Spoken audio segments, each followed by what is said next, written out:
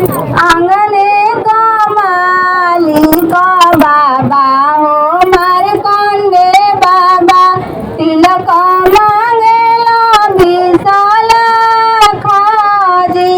आंगन के मालिक महुआ पापा हो सुपट सो पापा तिलक मांगे वाला खोजी।